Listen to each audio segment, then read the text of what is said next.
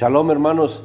Estamos haciendo pequeños complementos de los temas que hemos compartido aquí en nuestro canal porque nos han llegado cuestionamientos y preguntas. Este complemento es para el tema del linaje del Mesías. En el tema pasado, de la genealogía de Cristo, mostramos por qué José es padre de Cristo y mostramos que no es por descendencia sanguínea, sino que es padre de crianza. O dicho de otra forma, Cristo es hijo de José porque es de la casa de José. Fue criado en la casa o familia de José. Y así se tomaban a los hijos en tiempos antiguos y en la Biblia. Se toma como hijo aquel que fue criado en casa de o en la familia de. Y también se les toma como hijos por parentesco matrimonial, como ya lo mostramos en el caso de José. Y esto aparte de ser hijo biológico también. Sabíamos que la serpiente iba a buscar y que va a seguir buscando siempre, a través de judíos y judaizantes, la serpiente va a seguir buscando siempre cómo poner en duda que Cristo es el Mesías. Esto nunca va a terminar. Es por esto que en el video pasado terminamos diciendo lo que dijimos. Aquí los estaremos esperando para contestarles todo lo que desvíen y tuerzan de la palabra de Dios, para mostrar que Cristo no es el Mesías. Aquí los estaremos esperando.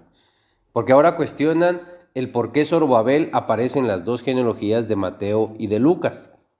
Y dicen que esto es uno de los muchos errores que ellos dicen que tiene el Nuevo Testamento. Pero es obvio.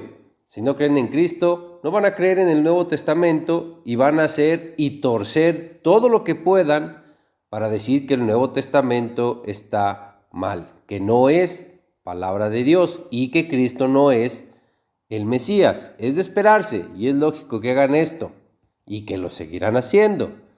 Usted afiánzese en su fe, no deje de creer en Cristo como su Mesías y como su rabí. Él es el único verdadero maestro. Zorobabel no es el único que aparece en estas dos genealogías. Ya vimos que José también aparece en estas dos genealogías y ya explicamos por qué. E incluso Salatiel y otros también aparecen en estas dos genealogías. Eso no es relevante y no cambia nada, solo hay que entenderlo. En Lucas 3:27 dice que Salatiel es hijo de Neri, pero sabemos que Salatiel no es hijo de Neri. Salatiel es hijo biológico de Jeconías, como está ahí mismo en Mateo capítulo 1, verso 12, y como también lo tenemos en el Antiguo Testamento. ¿Por qué Salatiel aparece como hijo de Neri en Lucas?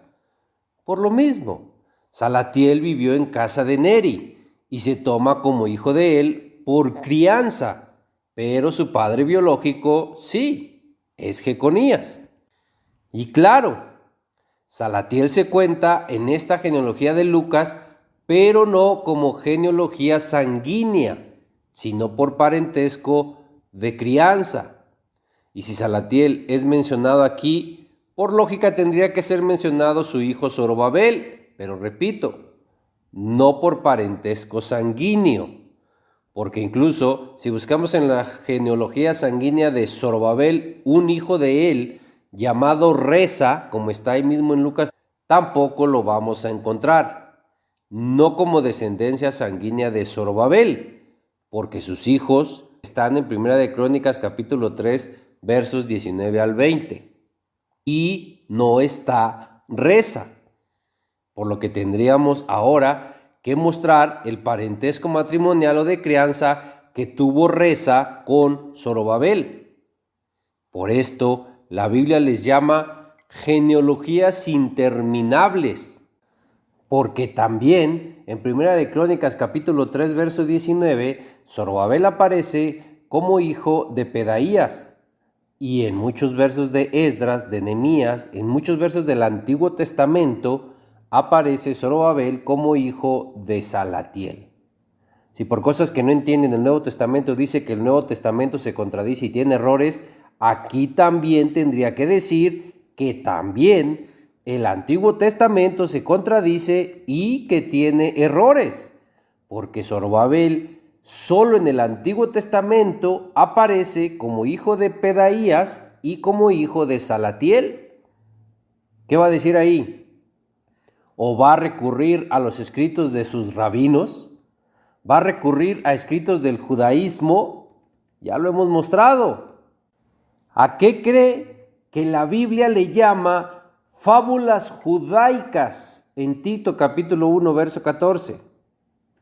¿Va a recurrir a las fábulas judaicas de los rabinos para poder decir que solo el Antiguo Testamento no se contradice ni tiene errores, pero el Nuevo Testamento sí? Porque mejor no entiende que los errores están en su equivocado entendimiento, tanto del Antiguo Testamento como del Nuevo Testamento. Porque el Antiguo Testamento sí tiene más de esto que parecieran ser errores o contradicciones, pero no. Nosotros no vamos a caer en ese juego de mostrar nosotros aparentes errores del Antiguo Testamento para defender el Nuevo Testamento. No vamos a caer en eso, porque para nosotros toda la Biblia, tanto el Antiguo Testamento como el Nuevo Testamento, son palabra de Dios, y Dios nos libre de decir que algo de toda la Biblia tenga errores. Pero usted sí dice que el Nuevo Testamento tiene errores y contradicciones. Dios tenga misericordia de usted. No, nosotros no vamos a decir eso, aunque podríamos mostrar que el Antiguo Testamento también tiene lo que parecieran contradicciones y errores. Nosotros mejor aceptamos que los errores pueden estar en nuestro entendimiento, pero validamos por completo y con el mismo peso toda la Biblia, porque para nosotros toda la Biblia es palabra de Dios, tanto Antiguo Testamento como Nuevo Testamento, salvo algunos libros que están en el Antiguo Testamento. Pero aquí el punto es que se hace evidente cuando se defiende una doctrina o una religión. ¿Cuándo sucede esto? Cuando se defiende el Antiguo Testamento o el Nuevo Testamento. Y cuando se pone uno en contra del otro. Repito, Dios nos libre a nosotros de hacer eso. Y como lo hemos mostrado, nosotros no somos de ninguna religión ni doctrina. Somos una escuela bíblica. Porque el acercarse a Dios se trata de relación, no de religión. Esto incluso lo enseñan en los grupos AA y es una enseñanza verdadera. El no aceptar el Antiguo Testamento o el Nuevo Testamento refleja claramente que no se busca la verdad ni se defiende la verdad, y muestra claramente que lo que se busca es defender una doctrina o religión. Se busca defender lo que use su doctrina o religión, ya sea que solo use el Nuevo Testamento o el Antiguo Testamento. Si es el judaísmo y los judaizantes, ellos van a defender el Antiguo Testamento sobre el Nuevo Testamento. Y si es el cristianismo de hoy, ellos van a defender el Nuevo Testamento sobre el Antiguo Testamento. Pero todo esto sería otro tema. Vamos a volver al tema. Si no entendemos que en la Biblia se les llama hijos de por parentesco de crianza y por parentesco matrimonial, aparte del parentesco biológico, si no entendemos esto, diremos que Zorobabel tiene dos padres, igual que José e igual que Salatiel, porque entonces Zorobabel es hijo de Pedaía y de Salatiel, y Salatiel es hijo de Jeconías y de Nerí, y José es hijo de Jacob y de Elí. Y sí es así, pero entre estos hay padres de crianza, hay padres biológicos y padres por parentesco matrimonial. Y se les llama hijos de por lo mismo, por crianza, por ser de la familia o casa de, por biología, por ser hijo biológico y por parentesco matrimonial. Porque es lo mismo con el parentesco de Elizabeth y María, pero en este caso la Biblia ni siquiera dice que sean primas, que es lo que nos han dicho y es lo que nos han enseñado. Pero nosotros somos los mayores culpables porque por la comodidad de que alguien nos lea la Biblia y que nos la explique. Nosotros no nos esforzamos, ya no en entenderla, ni siquiera en leer. Es pura flojera el no querer leer por nosotros mismos. Porque repito, en ningún lado en la Biblia dice que Elizabeth y María sean primas, ni tampoco dice que Juan el Bautista y Cristo sean primos. Lucas capítulo 1, verso 36, solo dice que Elizabeth es parienta. Y ahí la palabra griega pariente es súngenes, que sí significa parienta, de entrada no significa prima y también significa compatriota. Y en hebreo la palabra es kerobatek, que solo significa ser cercana. Y claro, ellas dos eran compatriotas, no parientas, y menos primas. Y eran compatriotas porque las dos eran israelitas del mismo pueblo. Y tan eran cercanas que María, enseguida de que queda embarazada, va con Elizabeth, porque eran cercanas, no primas. Eso no lo dice la Biblia en ningún lado. Pero entrar en esto o dejarse atrapar por esto, estas son las genealogías interminables de las que habla la Biblia y de las que nos dice: no prestes atención a genealogías interminables. Esto está en Primera de Timoteo, en el capítulo 1, en el verso 4. Dice: no presten atención a fábulas y genealogías interminables. Dice muy claro que acarrean disputas, más que edificación de Dios, que es por fe. Repito, dice: no prestes atención a genealogías interminables que acarrean disputas. ¿No es precisamente esto a lo que los quiere llevar la serpiente con la genealogía de Cristo? Pues entendamos por qué la Biblia dice precisamente esto. La Biblia nos está adelantando que así sería, que la serpiente se iría por las genealogías para acarrear disputas. Y eso es lo que está logrando la serpiente si usted se lo permite. Eso es lo que está logrando porque usted le permite que con la genealogía de Cristo lo lleve a usted a disputas. Deje de estar contendiendo por eso. No preste atención a genealogías interminables. Se lo dice la Biblia, no se lo digo yo.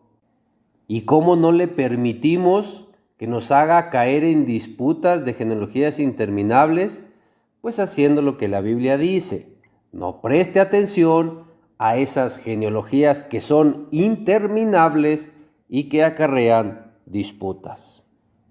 Debemos entender que en el momento que tratemos de invalidar algo del Antiguo Testamento, del Nuevo Testamento, o que tratemos de buscar errores, estamos tratando de buscar errores en la palabra de Dios. Y eso, por supuesto, no es agradable a Dios. En el Nuevo Testamento, cualquier cosa que su equivocado entendimiento no entienda, usted lo puede hacer ver como un error. Pero si de eso se tratara, también se pueden mostrar aparentes errores y equivocaciones en el Antiguo Testamento. El Antiguo Testamento, por ejemplo, dice que Dios es un varón de guerra. Y en el mismo Antiguo Testamento después dice que Dios no es hombre para que mienta, ni hijo de hombre para que se arrepienta. Si ven algo así en el Nuevo Testamento, lo hacen ver como un error y lo magnifican, lo resaltan. Pero si está en el Antiguo Testamento, ahí le buscan explicación y buscan la interpretación correcta. ¿Por qué no hacen eso con el Nuevo Testamento? El Antiguo Testamento, incluso la Torá, da mandamientos para cuando se tome más de una mujer. En Éxodo capítulo 21, verso 10, dice que si toma para él otra mujer, no disminuirá su alimento, ni su vestido, ni el deber conyugal. La Torá dice que sí puedes tener más de una mujer. Incluso la Torá da mandamientos para cuando el hombre tome más de una mujer. No puedes disminuir su alimento, ni su vestido, ni el deber conyugal. y el mismo Antiguo Testamento, la misma Torá, dicen en Génesis capítulo 2, verso 24, que el hombre dejará a su padre y madre y se unirá a su mujer, a una mujer, y serán una sola carne. No dice se unirá a sus mujeres y será una sola carne con las mujeres a las que se una. ¿Qué diremos aquí? ¿El Antiguo Testamento se contradice? ¿La Torá se contradice? No, aquí sí buscan explicación e interpretación, pero si se encuentran algo como esto en el Nuevo Testamento, no le buscan explicación e interpretación, por el contrario, resaltan esto y lo hacen ver como errores, como equivocaciones o contradicciones en el Nuevo Testamento. Se evidencia que quieren defender su creencia en el Antiguo Testamento. Se evidencia que están defendiendo una doctrina, no están buscando la verdad. Véalo usted, ¿qué hace cada uno de estos? Porque la misma Torá no podría decir que ya no puedes tomar más de una mujer si da mandamientos para cuando tomes más de una mujer. Si después de esto dice que ya no puedes tomar más de una mujer, si lo dice la Torá o el Antiguo Testamento, entonces se estaría contradiciendo. ¿O qué van a hacer aquí? ¿Van a recurrir a los escritos de sus sabios, rabinos, hombres, para decir que sus sabios prohibieron el que se tuviera más de una mujer? Si se alimenta de lo que escribieron hombres, con eso usted se está alimentando de carroña y de doctrina de hombres. Porque los que escribieron el Talmud, la Halajá judía, los Midrashim y la Cábala, los que escribieron esto son hombres, no puede decir que no. Y si usted se alimenta de eso que escribieron hombres, entonces no puede decir que usted no se alimenta de carroña y de doctrina de hombres, si está siguiendo lo que escribieron hombres. O la Halajá, el Talmud y esos escritos, ¿los escribieron los apóstoles o los profetas? No, ¿verdad? ¿Quiere ver más aparentes errores y contradicciones o equivocaciones en el Antiguo Testamento? Si el Antiguo Testamento o la Torá dan mandamientos para apedrear a adúlteros y después la misma Torá dice que ya no se pueden apedrear los adúlteros, siendo así otra vez la misma Torá, el mismo Antiguo Testamento se estaría contradiciendo. Y si es así, entonces usted tendría que seguir apedreando a los adúlteros, igual que podría tomar más de una mujer, porque ya no hace nada de esto. Y si para esto solo repetirá lo que dice el judaísmo, diciendo que para apedrear o dar muerte a alguien se necesita 1, que haya un Sanedrín, 2, que se vive en Israel, 3, que se tenga autoridad para quitar una vida, 4, que se cumplan todos estos requisitos legales para proceder. Si solo repetirá lo que dicen, en este caso lo que dice el judaísmo, aún y con eso le podemos responder con la Biblia. ¿Desde cuándo se le quitó a los judíos la autoridad y poder para quitar una vida? La Biblia dice que desde que Cristo estuvo en la tierra. En Juan capítulo 18, verso 31 dice: entonces les dijo Pilato, tomadle vosotros y juzgadle según vuestra ley. Y los judíos le dijeron: a nosotros no nos está permitido dar muerte a nadie. Desde aquí, desde que Cristo estuvo en la tierra, los judíos dejaron de tener autoridad para quitar una vida. Y dice en Génesis, en el capítulo 49, en el verso 10, no será quitado el cetro de Judá, ni el legislador de entre sus pies, hasta que venga Silo, y a él se congregarán los pueblos. El cetro, el legislador, la autoridad o reinado no se le quitará a Judá hasta que venga Silo, que sabemos que es el Mesías. Y cuando Cristo estuvo en la tierra, se les quitó esto, se les quitó el legislador, la autoridad y el cetro a Judá. Y repito, Y Génesis dice que eso se les quitaría hasta que viniera el Mesías. Y se les quitó desde que Cristo estuvo en la tierra, pero el judaísmo, a pesar de esto, sigue diciendo que aún no viene el Mesías, a pesar de que ellos saben que desde hace más de 2000 años atrás, ellos ya no tienen rey y ya no tienen sumo sacerdote desde la destrucción del segundo templo. Y a pesar de que la profecía se cumplió como dice la Torá y se cumplió cuando Cristo estuvo en la tierra. Y desde que el Sanedrín se creó también el puesto de Nashi, pero este fue disuelto desde el año 358. Desde ese año no se ha reconocido universalmente autoridad dentro de la ley judía o halajá. Siendo todo esto así, en su equivocado entendimiento, desde hace aproximadamente 2000 años, no tienen Nashi, no tienen Sanedrín, no tienen sumo sacerdote y no tienen rey. Y esto a pesar de que a Cristo en el madero fue inscrito rey de los Yaudí. Cristo es el rey de ellos y es su sumo sacerdote desde hace aproximadamente 2000 años atrás, desde que la profecía dijo que se cumpliría y cómo la profecía dijo que se cumpliría, desde que le fue quitado el legislador y cetro a Judá, porque ya vino Shiloh, Cristo, Yeshua, que es el Mesías. O si no ha venido el Mesías, expliquen por qué desde hace 2000 años atrás no tienen sumo sacerdote, no tienen rey, no tienen Nashi y no tienen Sanedrín. Y expliquen por qué desde hace aproximadamente 2000 años atrás el sacrificio de Yom Kippur ya no les es aceptado porque el hilo o listón o cordón rojo atado al macho cabrío que es enviado al desierto, este ya no cambia de color, este ya no cambia a blanco. ¿Por qué? Expliquen esto. Y en cuanto a aparentes contradicciones y errores en el Antiguo Testamento, aquí mismo, en este tema ya vimos que en solo el Antiguo Testamento se encuentra la aparente contradicción o error de que Zorobabel es hijo de Pedaías o que es hijo de Salatiel. Esto sin ir al Nuevo Testamento. Esto está así solo en el Antiguo Testamento.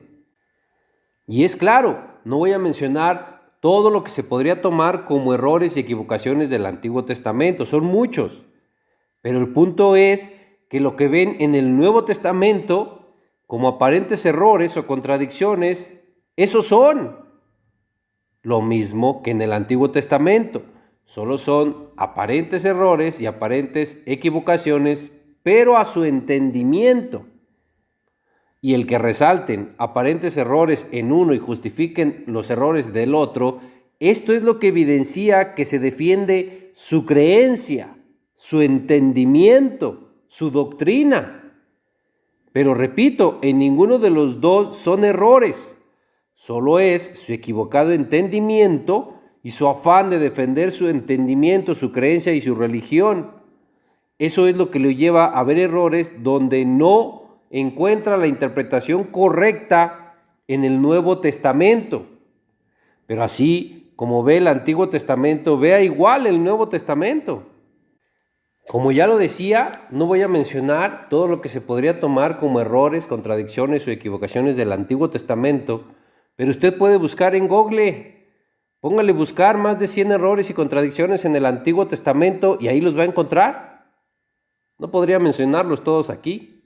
El punto es que entienda que de nada le sirve o de nada le vale el que solo diga, el Nuevo Testamento tiene muchos errores, equivocaciones o contradicciones. El solo decir esto no le sirve, no le vale de nada, porque de querer también se pueden mostrar en el Antiguo Testamento lo que usted ve como error, contradicción o equivocación en el Nuevo Testamento. Y se vuelve a evidenciar. Si usted busca errores en el Nuevo Testamento para defender el Antiguo Testamento, en esto se evidencia que usted está buscando defender una doctrina, una creencia, su entendimiento. Busca defender su creencia en el Antiguo Testamento o en el Nuevo Testamento, según sea el caso. Buscar defender el Antiguo Testamento evidencia que se defiende la doctrina del judaísmo, y eso lo pone en un nivel más bajo que el cristianismo, que no cumple la ley, porque ellos, aunque no cumplen la ley y solo creen en el Nuevo Testamento, estos por lo menos no critican ni buscan errores o contradicciones en el Antiguo Testamento. Por el contrario, sí creen en el Antiguo Testamento como palabra de Dios, pero ustedes que buscan errores en el Nuevo Testamento no creen en el Nuevo Testamento como palabra de Dios y sí lo critican y sí le buscan equivocaciones al Nuevo Testamento. Mire, hermano, es sencillo, y para terminar usaremos las palabras de Elías. ¿Usted cree en Cristo? Afiance su fe. ¿Usted no cree en Cristo? No crea y haga lo que tenga que hacer, pero deje de estar claudicando entre dos pensamientos, como lo dijo Elías en Primera de Reyes, en el capítulo 18, en el verso 21. Dice: y acercándose Elías a todo el pueblo, dijo, lo mismo que hoy decimos a ustedes, a todo el pueblo. Elías dijo: ¿hasta cuándo claudicaréis vosotros entre dos pensamientos? Si Dios es Dios, seguidle, y si Baal, id en pos de él. Si para usted Cristo es el Mesías, seguidle, y si no lo es para usted, pues no lo siga. Pero deje de estar claudicando entre dos pensamientos. Con esto damos respuesta y terminamos, hermano. Que Dios le bendiga y le guarde.